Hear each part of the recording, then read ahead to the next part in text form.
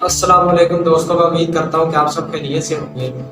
آج ہم لوگ ڈسکس کرنے والے ہیں 8ویں اور 9ویں آئینی ترمیم۔ ہمارے پاس 8ویں آئینی ترمیم 1985 کے اندر کی گئی، دور تھا ضیاء الحق کا۔ اس آئینی ترمیم کے مطابق صدر کے اختیارات وزیر اعظم کی نسبت بہت زیادہ بڑھا دیے گئے۔